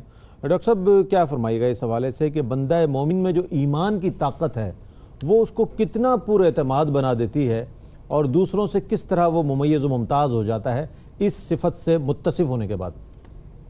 رئیس بھائی، ایمان کی کیفیت اور یعنی اس کا ایک ایسا مقام کہ انسان پہاڑوں کو اپنی ٹھوکر سے دو کر دے، وہ اقبال کے جو اشعار ہمارے ابھی بھائی نے پڑھے ہیں، آپ دیکھیے وہ کیا فرما رہے ہیں کہ یہ دور اپنے براہیم کی تلاش میں ہے، صنم کدا ہے جہاں لا الہ الا اللہ۔ حضرت ابراہیم علیہ السلام ایک ایسے دور میں ہیں کہ ہر طرف کفر اور شرک پھیلا ہوا ہے، بالکل، اور ایسے دور میں جب اپنے خاندان کے لوگ نعوذ باللہ من ذالک بت تراش ہوں، ابراہیم علیہ السلام نے ایک ضرب اس دور میں جب آپ نے کفر و شرک کے اوپر آپ نے لگائی ہے تو آپ دیکھیے کہ آپ نے وہاں کے تمام تر معبودان باطل کو پاش کر دیا، خراج کر دیا، بالکل۔ اور یہ کیفیت کیا ہے؟ یہ نبوت کا وہ یقین ہے جو اللہ رب العزت نے انہیں عطا فرمایا۔ پھر آپ دیکھیے کہ حضرت عمار بن یاسر رضی اللہ تعالیٰ عنہ چھوٹے سے بچے ہیں، والد کو شہید کر دیا گیا، والدہ کو شہید کر دیا گیا، اور کیفیت یہ ہے کہ جب کفار نے آپ پر ظلم اور جبر کی انتہا کر دی تو بظاہر زبان پر کلمہ کفر جاری ہوا، تو آپ صلی اللہ علیہ وسلم کی بارگاہ میں صحابہ حاضر ہوئے ہیں اور عرض کر رہے ہیں یا رسول اللہ صلی اللہ علیہ وسلم عمار بن یاسر کافر ہو گئے، نعوذ باللہ من ذالک۔ ابھی عمار حضور کی بارگاہ میں نہیں آئے، آپ صلی اللہ علیہ وسلم کیا فرما رہے ہیں؟ فرمایا کلا، فرمایا ہرگز نہیں۔ اس کا مطلب یہ ہوا کہ آقا علیہ الصلوۃ والسلام صاحبان ایمان کے دل کے یقین اور کیفیت کو جانتے ہیں، تو فرمایا کلا، فرمایا ہرگز نہیں، فرمایا ان عمارا ملیا ایمانا من قرنہ الی قدمہ واختلط الایمان بلحمہ ودمہ۔ فرمایا کہ ایمان عمار کے سر کے بال سے لے کر پیر کے ناخن تک رچ بس چکا ہے، فرمایا ان کی ہڈیوں میں گوشت پوست میں ایمان ہی ایمان ہے۔ کیا بات، سبحان اللہ۔ پھر جب عمار بن یاسر تشریف لائے تو حضور علیہ الصلوۃ والسلام نے ان کی آنکھوں سے بہنے والے آنسوؤں کو اپنی چادر مبارک سے خود صاف کیا، اور پھر حضور علیہ السلام نے فرمایا کہ اے عمار، جب انہوں نے تمہیں کفر پر مجبور کیا تو تمہارے دل کی کیفیت کیا تھی؟ تو عرض کی یا رسول اللہ، دل میں تھا اشہد ان لا الہ الا اللہ واشہد ان محمد رسول اللہ۔ تو یہ جو یقین کی کیفیت ہے، اس لیے اقبال نے کیا کہا تھا کہ سن اے تہذیب حاضر کے گرفتار، غلامی سے بدتر ہے بے یقینی۔ تو اگر انسان اس بے یقینی کی کیفیت میں چلا جائے، جسے کنفیوژن کی کیفیت کہتے ہیں، جسے اس دور میں آپ آئیڈیالوجیکل سبورژن کہہ سکتے ہیں، تو یقینی طور پر انسان سے جب یقین کی دولت، ایمان کی دولت چھن جائے تو پھر ایسا انسان غلامی سے زیادہ بدترین یعنی کیفیت کے اندر ہوتا ہے۔ اس لیے آپ دیکھیں کہ جب آپ یقین کی بات کرتے ہیں، میں یہ ایک آخری بات میں اس حوالے سے ایڈ کر دوں، جب آپ ایمان کی تعریف کرتے ہیں نا تو دیکھیے ایک ہے یقین اور ایک ہے تصدیق، یہ دو الگ الگ باتیں ہیں۔ ہر وہ شخص جسے علم یقینی نصیب ہو یہ لازمی نہیں ہے کہ اسے تصدیق بالقلب نصیب ہو جائے۔ شیطان کو علم یقینی ہے، اس نے اللہ رب العزت سے وہ ہم کلام ہوا، اس نے آدم علیہ السلام سے لے کر حضور علیہ السلام تک تمام انبیاء کرام علیہ السلام کے ادوار کو دیکھا، علم یقینی کے باوجود تصدیق بالقلب نصیب نہیں ہوئی۔ ابو جہل کہتا تھا کہ میں حضور کو نعوذ باللہ جانتا ہوں کہ یہ اللہ کے رسول ہیں لیکن ایمان نہیں لاؤں گا، یہ کفر معاندہ کہلاتا ہے۔ تو اب آپ اندازہ کیجئے کہ تصدیق بالقلب اللہ کی توفیق سے نصیب ہوگا۔ کیا بات ہے، کیا بات ہے۔ تو اس لیے اگر آپ ان دونوں باتوں کو جوڑ لیں تو بات یہ بنے گی کہ اگر آپ ایمان کامل چاہتے ہیں اور اپنے اندر وہ جو اقبال کہتے ہیں کہ یہ قہاری ہو، غفاری ہو، قدوسی ہو، جبروت، یہ تمام صفات اپنے اندر چاہتے ہیں، یہ چار عناصر ہوں تو بنتا ہے مسلمان، اور آپ صداقت، شجاعت اور عدالت کا سبق پڑھنا چاہتے ہیں، اور آپ چاہتے ہیں کہ آپ نرم دم گفتگو، گرم دم جستجو بن جائیں، اور رزم ہو یا بزم ہو، آپ پاک دل بھی ہوں اور پاک باز بھی ہوں، تو یہ کیفیت یقین کے ساتھ نصیب ہوگی، اور یقین محمد رسول اللہ کی ذات ہے۔ کیا بات ہے، کیا آج تو ڈاکٹر صاحب افکار اقبال کی روشنی میں اپنے جوابات عنایت فرما رہے ہیں، اور بہت خوبصورت اقبال کے ہاں تو عشق رسول صلی اللہ علیہ وسلم کے بڑے بڑے خوبصورت شاہکار موجود ہیں۔ ہم آگے بڑھیں گے، علامہ صاحب کیا فرمائیں گے اس حوالے سے کہ ایمان بالآخرت جو ہے ایک وہ بہت بنیادی ہمارا عقیدہ ہے ایمان بالآخرت کے اثرات شخصیت پر، اس کے کردار پر، اس کے اخلاق پر، اس کی گفتار پر کس طرح مرتب ہونے چاہیے؟ جی رئیس بھائی، بالکل جیسا کہ پہلے ارکان ایمان پر بات ہوئی تو اس میں اس بات کا بھی ذکر کیا گیا کہ آخرت پر ایمان جو ہے وہ لازم اور ضروری ہے ہر صاحب ایمان کے لیے۔ اب یہ جو ایمان بالآخرہ کا جو ٹائٹل ہے، اس کے تحت جو ہے مزید 3 ایسی چیزیں ہیں کہ جن پر ایمان خود بخود داخل ہو جاتا ہے۔ یعنی کہ جس نے ایمان بالآخرت پر اپنے آپ کو مضبوط کر لیا تو گویا کہ اس نے اس بات پر بھی ایمان رکھ لیا کہ ہم نے جب اس دنیا سے جانا ہے تو کل قیامت کے دن دوبارہ اٹھایا جانا ہے۔ چاہے کوئی یہ کہے کہ ہم جناب اپنے مردے کو جلا کر اس کی راکھ کو ہوا میں اڑا دیں گے، کوئی یہ کہے کہ ہم اپنے مردے کو پانی میں بہا دیں گے، کوئی زمین میں دفنا دے، اور شاید کسی کا یہ بھی نظریہ ہو کہ جب ہوا میں راکھ جو ہے نا اڑ گئی، تحلیل ہو گئی، ختم ہو گئی، تو اب کیسے اٹھایا جائے گا؟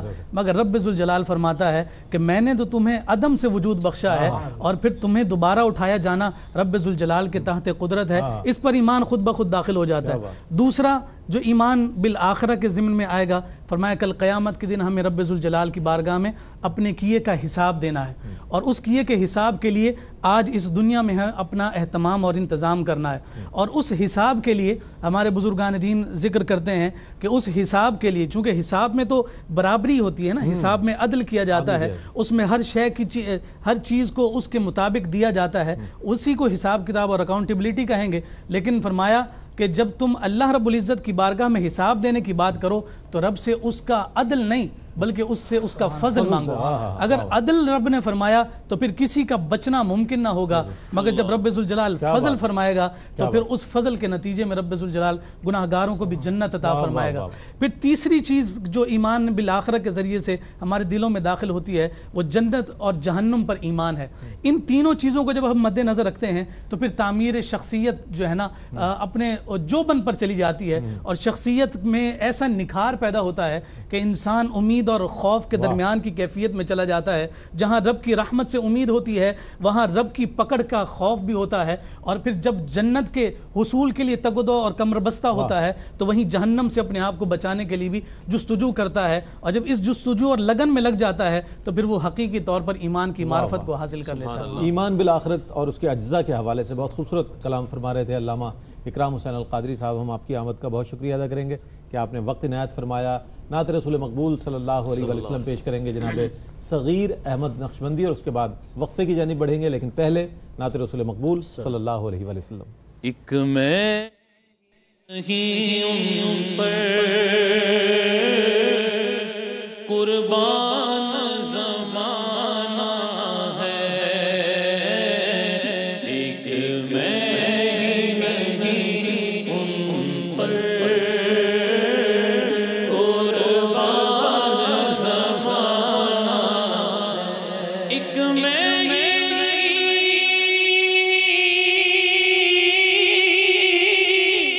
ان پر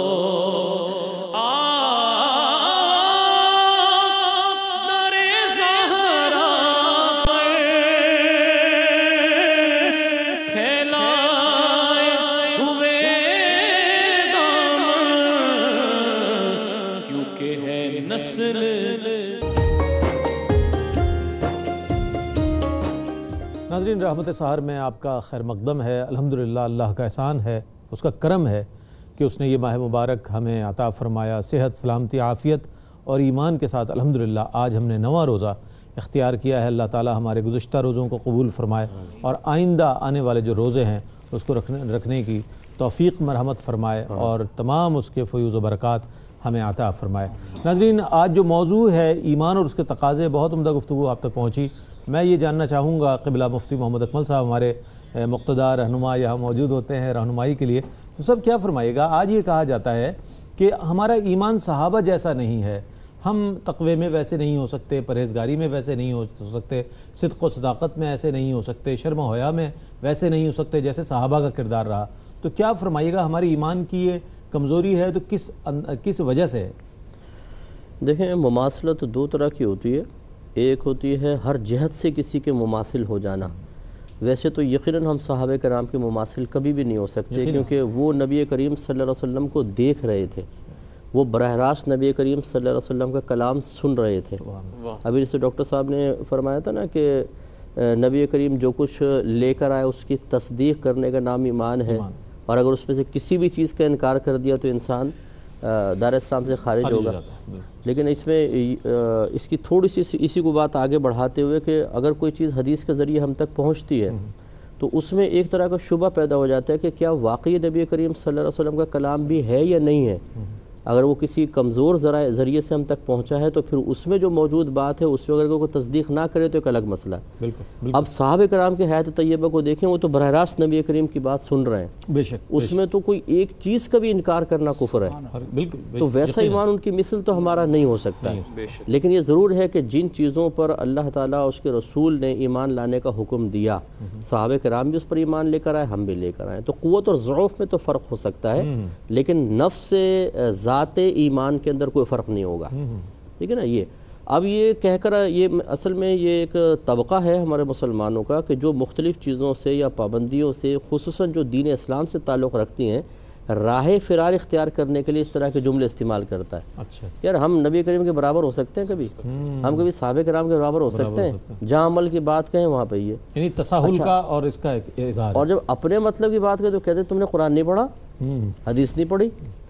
اور میں بڑی معذرت کے ساتھ ان ماں باپ کی خدمت میں بھی گزارش کرتا ہوں جو اپنے بچوں کو عموماً دین سے دور رکھتے ہیں، کہتے ہیں بیٹا زیادہ گہرائی میں مت جاؤ، لیکن جب وہی بچہ بڑا ہو کے نافرمانی کرتا ہے تو کہتے ہیں کیا تم نے قرآن نہیں پڑھا کہ ماں باپ کا مقام و مرتبہ کتنا زیادہ ہے۔ تو کاش یہ ماں باپ ہمارے جو ہیں وہ اپنے بچوں کو مذہب کی طرف مائل کرتے تو یہ کہنے کی ضرورت بھی نہ پڑتی کہ کیا تم نے قرآن نہیں پڑھا۔ تو اس لیے یہ جو راہ فرار اختیار کرنے والے لوگ کہتے ہیں کہ جی ہم کہاں صحابہ کرام کی مثل ہو سکتے ہیں، بالکل ٹھیک ہے ہم ان کی مثل نہیں ہو سکتے، لیکن ہمیں حکم تو یہی ہے نا کہ اللہ اس کے رسول کی اطاعت کریں، صحابہ کرام کو اپنے رول ماڈل بنائیں، ان کے طرز اور طریقے پہ چلیں، کیونکہ نبی کریم صلی اللہ علیہ وسلم نے ارشاد فرمایا کہ میری امت کے 73 فرقے ہوں گے، 72 جہنمی، 1 جنتی ہوگا۔ اور جب اس کے بارے میں استفسار ہوا تو سرکار نے فرمایا یہ وہ گروہ ہوگا جس پر میں اور میرے صحابہ ہیں۔ اس کا مطلب ہے کہ ان کو رول ماڈل تو بنانا پڑے گا اپنی سوچ کے، فکر کے، نظریات کے، اعتقاد کے اعتبار سے، تب راہ نجات حاصل ہوگی۔ بہت عمدہ انداز میں مفتی صاحب نے اس ہمارے سوال کا جواب عنایت فرمایا۔ آگے بڑھتے ہیں اور ڈاکٹر صاحب میں آپ سے جاننا چاہوں گا کہ ایک مومن کے ایمان کا گراف کیسا ہونا چاہیے، یعنی کہ ایمان کامل کے حصول کے لیے کیا کوششیں کرنی چاہیے ہمیں کہ ہمیں ایمان کامل نصیب ہو جائے، چونکہ ایمان کے بھی درجے ہیں جس کو آج گفتگو میں لایا گیا۔ دیکھیے رئیس بھائی، ایمان کا سب سے بلند ترین مقام اگر کسی گروہ نے پایا ہے تو وہ صحابہ کرام رضوان اللہ علیہم اجمعین کا گروہ ہے، اور اللہ رب العزت نے قرآن مجید میں صاحبان ایمان کی کچھ صفات بیان فرمائی اور متعدد مقامات پر ان صفات کو ذکر کیا گیا، اور آپ نے خاص طور پر جو ایمان کی کاملیت کا ذکر کیا تو میں چاہوں گا کہ وہ چند ایک صفات میں آپ کے سامنے رکھوں۔ دیکھیے اللہ رب العزت فرماتا ہے قد افلح المومنون، فرمایا تحقیق صاحبان ایمان کامیاب ہو گئے، یعنی فلاح کیا ہے؟ دنیا اور آخرت کی کامیابی۔ اب ان صاحبان ایمان کی صفات کیا ہیں، یعنی کن صفات سے متصف ہونے کی وجہ سے ان کا ایمان ان کو ایمان کے اس درجے پر پہنچا دیتا ہے کہ جس کی وجہ سے وہ اللہ رب العزت کی بارگاہ میں مقبول قرار پاتے ہیں اور فلاح پا جاتے ہیں۔ جی اب دیکھیے اللہ فرماتا ہے کہ الذین هم فی صلاتہم خاشعون، فرمایا ان کی کیفیت یہ ہے کہ وہ نماز تو پڑھتے ہیں لیکن جہاں ان کا ظاہری جسم جھکتا ہے وہاں ان کا قلب بھی رب کی بارگاہ میں جھکا ہوا ہوتا ہے۔ پھر فرمایا والذین هم عن اللغو معرضون، فرمایا کہ وہ لغو کاموں اور لغو باتوں سے اعراض کرنے والے ہوتے ہیں۔ پھر فرمایا والذین هم للزکاة فاعلون، فرمایا جب ان کے مال پر زکوٰۃ فرض ہو جائے تو اپنے مال سے زکوٰۃ ادا کیا کرتے ہیں۔ فرمایا والذین هم لفروجہم حافظون الا علی ازواجہم او ما ملکت ایمانہم، فرمایا حیادار ہوتے ہیں، اپنی شرمگاہوں کی حفاظت کرتے ہیں، اپنے آپ کو نعوذ باللہ من ذالک ایسے گناہوں کے اندر مبتلا نہیں کرتے۔ پھر فرمایا کہ فإنہم غیر ملومین فمن ابتغى وراء ذلک فاولئک هم العادون۔ پھر اللہ رب العزت نے آگے ارشاد فرمایا کہ والذین هم لاماناتہم وعہدہم راعون، فرمایا کہ ان کے ایمان کی کیفیت یہ ہے کہ وہ اپنی امانتوں کی پاسداری کرتے ہیں، ان کی حفاظت کرتے ہیں، اور جب کسی سے وعدہ کر لیتے ہیں تو پھر اپنے وعدے کو پورا کرتے ہیں۔ فرمایا اس کے ساتھ ساتھ والذین هم علی صلواتہم یحافظون، فرمایا وہ اپنی نمازوں کی حفاظت کرنے والے ہوتے ہیں۔ اسی طرح سے آپ کو متعدد مقامات پر اہل ایمان کے قرآن مجید میں صفات نظر آتی ہیں۔ وعباد الرحمن الذین یمشون علی الارض ہونا واذا خاطبهم الجاہلون قالوا سلاما والذین یبیتون لربہم سجدا وقیاما۔ یہ تمام وہ صفات ہیں اللہ رب العزت نے صاحبان ایمان کے لیے بیان اس لیے فرما دیں کہ دیکھو ایمان والے تو اس طرح کے ہوتے ہیں۔ تو اب ہم کوشش کریں کہ ہم اس یعنی پیرامیٹر کو، ہم اس یعنی کرائیٹیریا کو میٹ کرنے کی کوشش کریں تاکہ ہمارے اندر جو کمی کوتاہی رہ گئی ہے اللہ رب العزت اس کمی کوتاہی کو ہمارے اندر پورا فرما دے۔ آج کی اس ہمارے پروگرام کا ایک انتہائی اہم سوال اور عہد حاضر کے حوالے سے ایک بہت اہم سوال میں مفتی صاحب قبلہ کی خدمت میں پیش کروں گا، لیکن اس سے قبل نعت رسول مقبول صلی اللہ علیہ وآلہ وسلم شامل کر رہے ہیں صغیر احمد نقشبندی جو کہ ہمارے مہمان شناخہ ہیں، پیش کریں گے۔ یا مصطفیٰ یا مصطفیٰ یا مصطفیٰ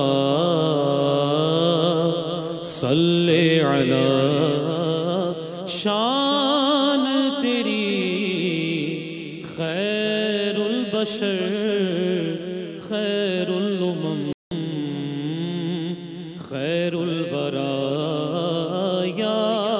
مصطفیٰ یا مصطفیٰ یا مصطفیٰ صلی علی اپنوں پہ بھی جود و کرم غیروں پہ بھی لطف و عطا عرش و زمین میں ہر جگہ تیری سخا کا سلسلہ تو ہی سخی تو بادشاہ اے مالک جود و سخا مجھے کو ملا دنیا میں سب یا مصطفیٰ تیرے سبب مانگوں میں اور مولا سے کیا تیرے سوا محبوب رب رنج و علم ہر ایک غم تیرے وسیلے سے مٹا جب سے تیرے دامن سے ہم وابستہ ہیں شاہ جہاں اس زندگی میں غیر بھی تب سے ہوئے ہیں مہربان عزت ملی چاہت ملی ہر غم خوشی میں ڈھل گیا مدت سے ہے یہ آرزو ان کرو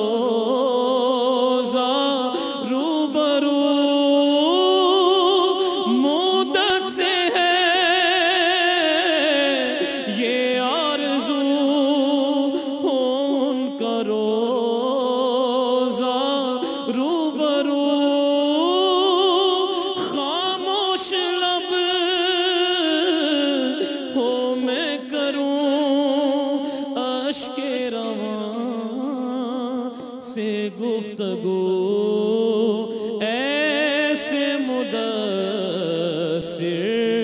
بھی کبھی پائے حضوری کا مزہ یا مصطفیٰ یا مصطفیٰ یا مصطفیٰ صلی علی شان تیری خیر البشر خیر الامم خیر الورا. ماشاءاللہ ماشاءاللہ. بارگاہ رسالت مآب صلی اللہ علیہ وآلہ وسلم میں صغیر احمد نقشبندی عقیدتیں نظر کر رہے تھے. مجھ سے میں نے ناظرین کی خدمت میں یہ پیش کیا کہ عہد حاضر کا سب سے اہم سوال کہ آج ہم یہ دیکھتے ہیں کہ لوگ وہم کا شکار ہو جاتے ہیں، لوگ توہمات کی طرف چلے جاتے ہیں کہ فلاں بابا نے کہہ دیا تھا ایسے کر لینا اور فلاں بابے نے کہا تھا ایسا نہ کرنا. تو یہ فرمائے گا ان چیزوں سے ایمان کس حد تک متاثر ہوتا ہے یا ایمان میں کمزوری واقع ہوتی ہے؟ کانا بنگالی نے ایسا بول دیا. ہاں دیکھیں مسئلہ یہ ہوتا ہے کہ ہمارے ہاں شروع سے گھروں میں حقیقتاً عقائد سکھائے نہیں جاتے. بالکل اچھا، نہ اسکول میں، کالج میں، یونیورسٹیز میں اس کا اہتمام ہے. جیسے حضرت نے فرمایا تھا اجمالی طور پہ تو ہم بچوں کو ایمان مفصل ایمان مجمل سکھا دیتے ہیں، لیکن اس کی تھوڑی سی تفصیل بھی ہے نا، اس میں تھوڑی سی گہرائی بھی ہے. بہت زیادہ ڈیپلی جانے کی تو اجازت بھی نہیں ہے، لیکن کم از کم اتنا بیسکس تو ہو کہ اگر کوئی خلاف ایمان بات کہہ رہا ہے تو ہم فیصلہ کر سکیں یہ صحیح بھی کہہ رہا ہے یا نہیں کہہ رہا. اب جب یہ ضعیف الاعتقادی پہلے ہی ہمارے اندر ہوتی ہے، کم علمی ایک تو ہے، پھر ضعیف الاعتقادی گھروں کے اندر کچھ ایسے نظریات، ایسے خیالات، توہمات چل رہے ہوتے ہیں جن کو ہم بالکل ایمانیات کا سا درجہ دے دیتے ہیں.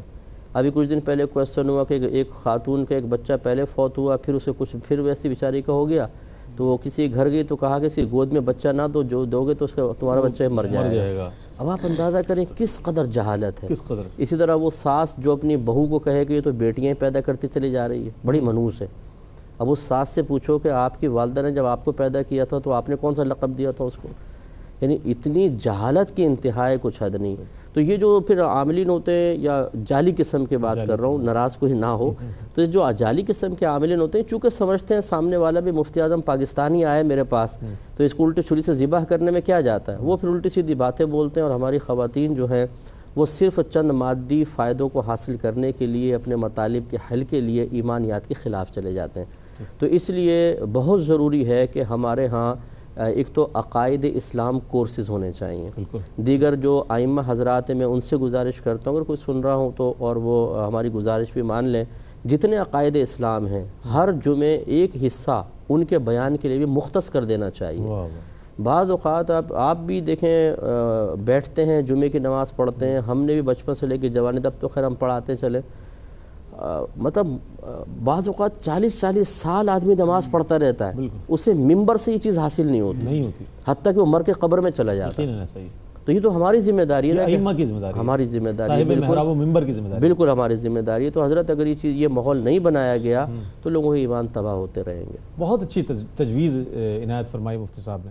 یہ قابل غور بات ہے، نہ صرف قابل غور ہے بلکہ لائق تقلید ہے، چونکہ مفتی صاحب خود اس بات کا اہتمام فرماتے ہیں اور اپنے تلامذہ کو بھی اس بات کی طرف راغب فرماتے ہیں کہ عقائد اسلام کو صحیح طور پر لوگوں تک پہنچایا جائے اور اس کے مختلف ٹاپکس کو مختلف جمعے کے خطبات میں اس کو موضوع بنایا جائے. تو اسی سے اصلاح ہوگی، اسی سے پیغام پہنچے گا.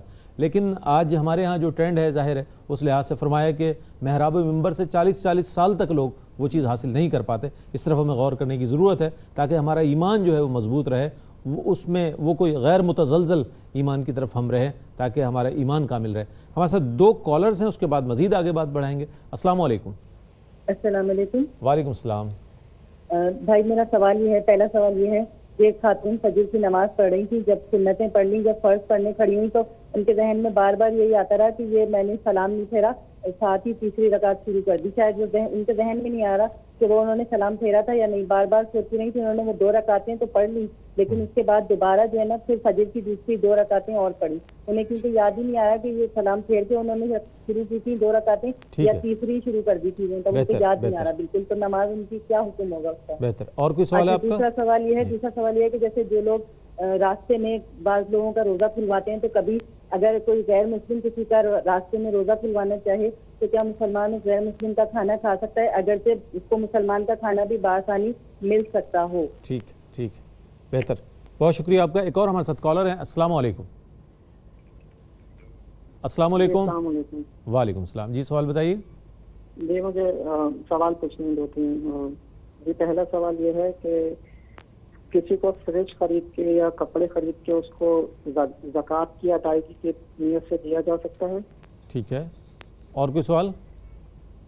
جی دوسرا سوال یہ ہے, مال تجارت کی نیت سے فلیٹ خریدا اور اس کو ابھی فی الحال بیچنے کا ارادہ نہیں ہے, 3 سال یا 4 سال تک ابھی اس کو کرائے پہ دیا ہوا ہے, لیکن لیا اس کو مال تجارت کی نیت سے ہے, تو اس پہ زکوٰۃ بنے گی؟ ٹھیک ہے. اور کوئی سوال تو نہیں آپ کا؟ جی. اور تیسرا سوال ہے, سونے کی زکوٰۃ جو نکالتے ہیں, اگر 10 تولے سونا ہے اور اس کے 10 تولے سونا ہے تو اس کے اندر اگر 2.5 تولے کھوٹ ملی گئی تو زکوٰۃ کس طرح سے دی جائے گی؟ ٹھیک. بہت شکریہ جناب اس ہمارے رحمت سحر میں شامل ہونے کے لیے. ایک اور کالر کو شامل کرتے ہیں. السلام علیکم ورحمۃ اللہ. وعلیکم السلام. سر مسکت سے بات کر رہا ہوں. جی فرمائیے. یہ میں نے پوچھنا تھا کہ ہم لوگ جب سجدے میں تسبیح پڑھتے ہیں تو اس میں اگر ہم لوگ طاق اور جفت ہو جائے تو اس میں نماز ہو جاتی ہے. اور دوسرا ہم لوگوں کو یہ بتا دیں کہ امام کے پیچھے نیت کیا کرنی چاہیے اردو میں اور امام کے بغیر. ٹھیک. اور کوئی سوال آپ کا؟ نہیں سر یہی ہے. بہت شکریہ. ایک اور کالر ہے ہمارے ساتھ. السلام علیکم. السلام علیکم. السلام علیکم. وعلیکم السلام. جناب سوال بتائیے گا. رئیس بھائی سب سے پہلے تو تمام علماء کرام کی بارگاہ میں میرا سلام. وعلیکم السلام ورحمۃ اللہ وبرکاتہ. جی فرمائیے. رئیس بھائی میرا سوال یہ تھا کہ ہمارے خاندان میں ایک بہن ہے, ان کی نہ والدہ ہیں نہ والد ہیں, مقصد ان کا کوئی بھی نہیں ہے. جی. تو وہ میرے والد صاحب کے یہاں وہ رہتی ہیں. جی. یعنی کہ بچپن سے ان کی کفالت میرے والد صاحب نے ہی کی ہے. تو کیا ہم انہیں زکوٰۃ دے سکتے ہیں جبکہ وہ تقریباً کم ہو گئی 70,000 روپے کی مالکن ہیں؟ بینک اکاؤنٹ میں ان کے 70,000 روپیز اپروکسیمیٹلی جو ہے وہ ڈپازٹ ہیں. تو کیا ہم ان کو زکوٰۃ دے سکتے ہیں؟ اور اگر نہیں دے سکتے تو میری والدہ ماجدہ ان کو تقریباً پچھلے 10 سالوں سے زکوٰۃ دے رہی ہیں, تو اب میری والدہ کے لیے کیا حکم ہے اور کیا شرعی ہیلا کروا کے انہیں ہم زکوٰۃ دے سکتے ہیں؟ ٹھیک ہے. بہت شکریہ آپ کا. لیکن گزارش یہ ہے کہ جب آپ کال کیا کریں تو اپنے ٹیلی ویژن سیٹ کی آواز میوٹ کر دیا کریں. بڑی عنایت ہوگی آپ کی. جی مصطفیٰ. جی ایک تو یہ انہوں نے کہا کہ سنت فجر پڑھ رہے تھے, پھر فرائض پڑھنے کھڑے ہوئے تو یہ ذہن میں نہ رہا کہ سنت فجر کا سلام پھیرا ہے یا نہیں پھیرا ہے, تو انہوں نے پھر احتیاطاً مزید 2 رکعت آگے پڑھ لیں. تو چونکہ 2 رکعت پڑھ ہی لی ہیں تو پیچھے اگر بالفرض غلطی ہوئی تھی یا نہیں ہوئی تھی تو پھر وہ اس کا کوئی مسئلہ نہیں ہے, یہ آگے 2 رکعت پڑھ لی صحیح طریقہ ہے. غیر مسلم کے کھانے سے روزہ افطار کرنا شرعاً جائز ہے, روزہ افطار بھی ہو جائے گا. اور اس میں لیکن صحیح نیت ہونی چاہیے کہ اگر وہ تالیف قلب مطلوب ہے کہ اگر کوئی غیر مسلم روزہ کھلوانا چاہتا ہے اور ہم یہ سمجھتے ہیں چلو اس کے ہمیں کھجور لے کے استعمال کر لیں گے تو اسلام کی محبت دل میں پیدا ہوگی, یہ کم از کم مخالفت سے محفوظ رہے گا, تو اس میں کوئی حرج نہیں ہے. ٹھیک ہے. یہ نہیں ہے کہ آپ اس کے کھجور جھٹک کے مسلمان کی لازم لیں, کھا سکتے ہیں بشرطے کہ اس کی روزی حلال, دل آزاری نہیں ہونی چاہیے. ایک انہوں نے کہا کہ یہ کپڑے خرید کر زکوٰۃ کی ادائیگی سے دے سکتے ہیں, زکوٰۃ کی نیت سے ادا کر سکتے ہیں, تو بالکل کر سکتے ہیں. کیش فریج کا بھی غالباً, جی ہاں, کیش ہی ضروری نہیں ہے, کوئی بھی سامان زکوٰۃ کی نیت سے دے سکتے ہیں, لیکن اس کی جتنی مالیت ہوگی اتنی زکوٰۃ ادا ہوگی. اور یاد رکھیں کہ خریدنے کے بعد چیز کی قیمت عموماً کم ہو جاتی ہے عموماً, تو جو موجودہ قیمت ہے وہ اتنا زکوٰۃ میں صرف ہوگی. مال تجارت کی نیت سے انہوں نے مکان لیا, بعد میں کرائے پہ چڑھا دیا, تو چونکہ اصلاً نیت کا اعتبار ہوتا ہے خریدتے وقت, تو وہ مال تجارت ہے, سال و سال اس پر زکوٰۃ بنے گی. ایک انہوں نے کہا 10 تولہ سونا ہے اور اس میں 2.5 تولہ کھوٹ ہے، زکوٰۃ کتنے پر ہوگی؟ دیکھیں جب کھوٹ اصل سے ملتا ہے اور اس کی مقدار اصل سے کم ہو تو وہ اصل کا ہی حکم ہو جاتا ہے، ٹھیک ہے، تو پورا کا پورا 10 تولہ ہی کہلائے گا، 10 تولہ کے اوپر زکوٰۃ نکالنی ہوگی۔ سجدے میں تسبیح طاق ہوں یا جفت اس سے کوئی فرق نہیں پڑتا، یہ ہے کہ طاق سنت ہے، لیکن اگر جفت پڑھ لیں گے تو نماز کی صحت پر فرق نہیں پڑے گا، تو اس لیے کوئی گھبرانے کی ضرورت نہیں، طاق میں پڑھیں بہتر ہے۔ امام کے پیچھے جب کھڑے ہوں تو باقی تو نیت وہی کریں گے، جیسے آپ ظہر کے 4 فرض پڑھ رہے ہیں، نیت کرتا ہوں 4 رکعت نماز فرض ظہر آج کی یا آج کی ظہر کی، واسطے اللہ تعالیٰ کے منہ میرے قبلہ شریف کی طرف۔ امام کے پیچھے ہوں تو پیچھے سے امام کے، وہ نہ ہو تو بس پھر اپنی ہی نیت کر لیں۔ اور یہ بہن کے 70,000 روپے ان کے رکھے ہوئے ہیں، تو یہ مالکہ نصاب ہیں، مالکہ نصاب، یہ زکوٰۃ بالکل نہیں لے سکتی۔ ان کی والدہ نے جو 10 سال تک ان کو زکوٰۃ دی ہے وہ ادا نہیں ہوئی، اور حیلہ شرعی کر کے اس طرح اگر ہم غنی کو زکوٰۃ دیتے رہیں گے تو غریبوں کا حق پامال ہوتا ہے، تو حیلہ شرعی بھی یہاں پہ شرعاً جائز نہیں ہے۔ ویسے ان کی مدد کرتے رہیں لیکن زکوٰۃ کی مد میں نہ دیں۔ ٹھیک، بڑے مفصل انداز میں اور بڑے جامع انداز میں مختصر وقت میں مفتی صاحب نے آپ کے تمام سوالات کے جوابات عنایت فرمائے، اور ایک اور کالر کو شامل کرتے ہیں۔ السلام علیکم۔ وعلیکم السلام جی جناب کون صاحب ہیں اور کیا سوال ہے آپ کا؟ جی میرے جی مفتی صاحب سے 3-4 سوال ہیں جی۔ جی فرمائیے۔ ہلو جی مجھے آواز آ رہی ہے جی۔ ہاں جی، میرا ایک تو میرا سوال یہ ہے جی، آپ کو آواز آ رہی ہے جی؟ مجھے آ رہی ہے آواز، سوال بتائیے، ٹیلی ویژن سیٹ کی آواز بند کر دیں۔ ہاں جی، میرا ایک سوال یہ ہے، میں اور میرے ابو جی ہم رہتے ہیں سعودی عرب میں جہاں اب کام کرتے ہیں جی، اور ہم لوگ میری امی کو حج پہ بلانا چاہتے ہیں، ادھر سے ان کے ساتھ آنے کے لیے کوئی محرم نہیں ہے، نہ تو میرے نانا صاحب ہے نہ میرا کوئی بھائی ہے، لیکن ہم سوچتے تھے اگر وہ میری امی کو ہم ادھر سے حج پہ بلا لیں، ان کے ساتھ کوئی محرم نہیں ہے، تو ادھر سے ہم اپنا ان کا قانونی کاروائی پوری کر کے میں یا میرے ابو ان کے ساتھ میں جا کے مل جائیں مکے میں، ان کے ساتھ میں حج کر لیں، تو ایسے ان کا حج ادا ہو جائے گا یا ان کے ساتھ میں انڈیا سے محرم آنا ضروری ہے؟ ٹھیک ہے، آپ دوسرا سوال یہ ہے جی، اور دوسرا سوال یہ ہے، جیسے کہ ایک دن میں پہلے مفتی صاحب سے سوال کیا تھا کہ جیسے ہماری حکومت ہے انڈیا میں غیر مسلم ہے، جو ہمیں بینک کا بیاج ملتا ہے، وہ جو بیاج ہے وہ مفتی صاحب نے بولا تھا کہ غریبوں میں بانٹ دینا چاہیے، تو میں نے وہ پہلے بھی سنا تھا کہ بنا نیت کی ثواب سے غریبوں میں دے دینا چاہیے، وہ جی لازم ہے کہ جو غریب ہیں وہ مسلم ہی ہوں یا غیر مسلم غریبوں میں بھی بانٹ سکتے ہیں؟ اور میرا تیسرا سوال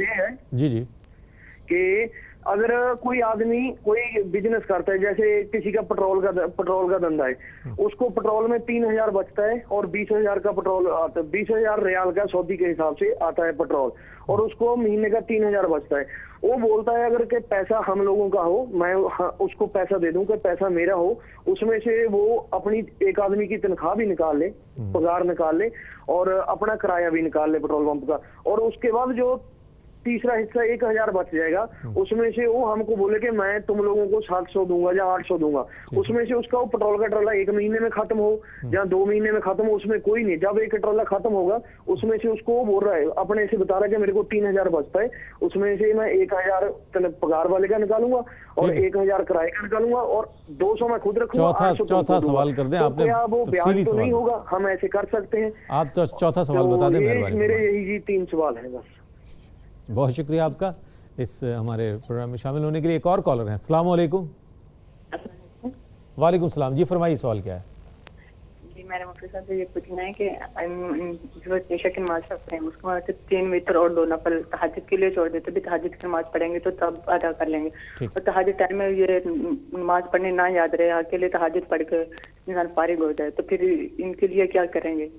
اور دوسرا پھر یہ سوال ہے کہ کیا روزے کی حالت میں انسان جسم میں تیل کی مالش کر سکتا ہے؟ کیونکہ تیل پھر اندر جاتا ہے، میں نے سنا ہے کہ اس طرح روزے پہ حارث پڑتا ہے۔ اور کوئی اور سوال؟ بہت شکریہ آپ، بہت شکریہ۔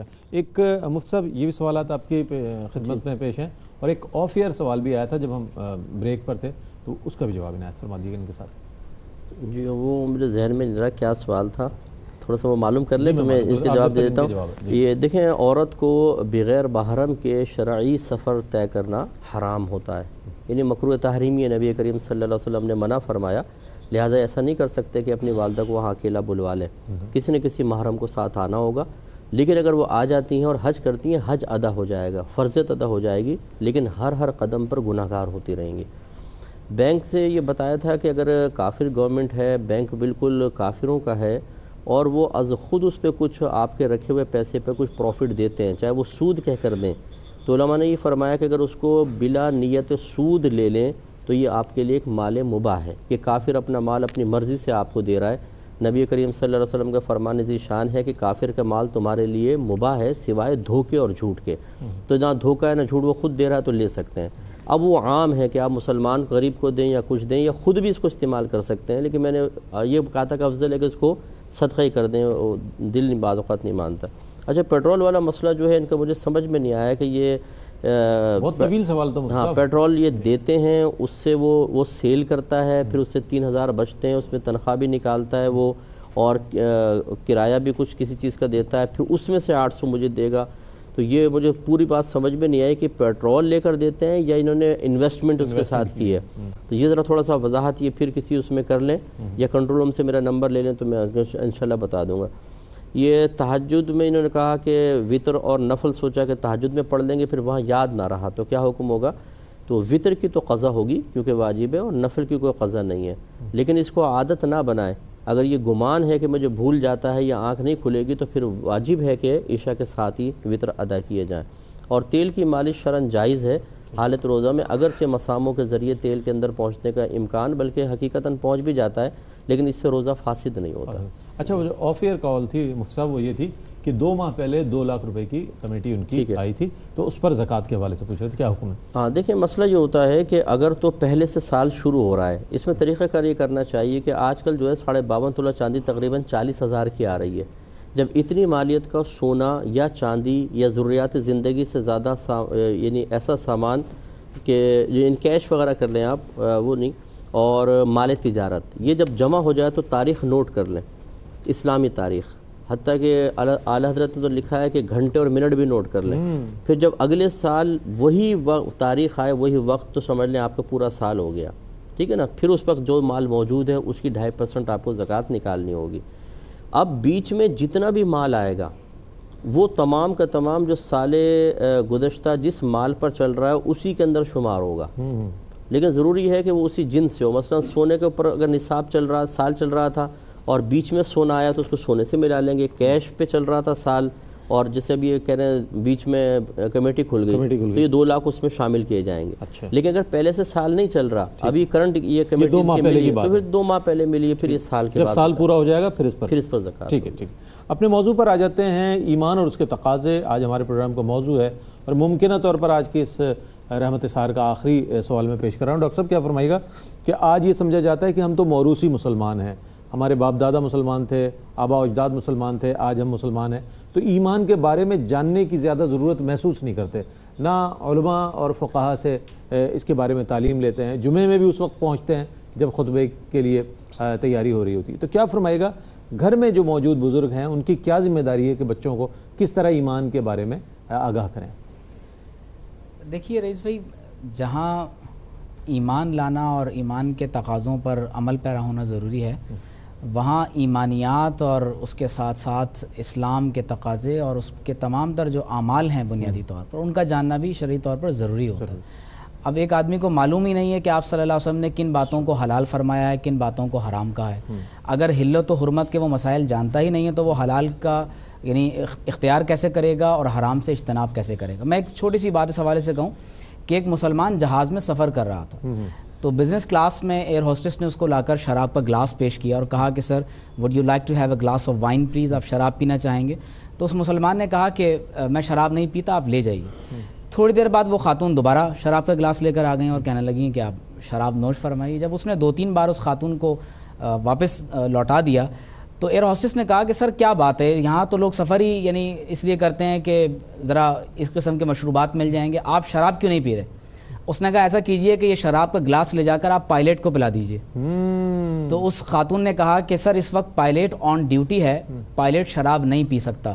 تو اس مسلمان نے کہا کہ اسی طرح سے ہر مسلمان ہر وقت اللہ اور اس کے رسول کی ڈیوٹی پر ہوتا ہے، میں شراب نہیں پی سکتا۔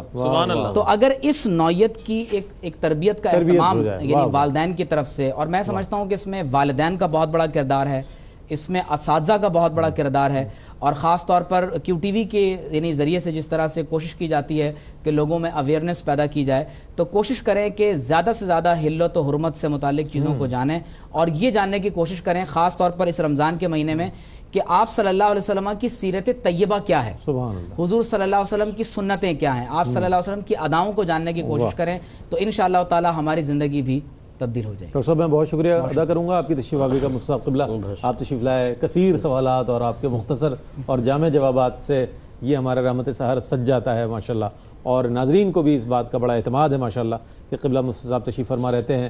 صغیر احمد نقشبندی صاحب آپ تشریف لائے، آپ کو بہت شکریہ۔ زہیب اشرفی اور شاہ رخ قادری صاحب آپ تمام حضرات کی تشریف آوری کا بہت شکریہ۔ ناظرین انشاءاللہ کل آپ کی خدمت میں ایک بار پھر حاضر ہوں گے رحمت سحر میں ایک اور موضوع کے ساتھ۔ اس کے بعد آپ دیکھ سکیں گے درس قرآن جو کہ پیش کیا کرتے ہیں ممتاز و معروف ریلیجیس اسکالر جناب شجاع الدین شیخ صاحب۔ کل تک کے لیے اپنے میزبان محمد رئیس احمد کو اجازت دیجیے، اللہ حافظ۔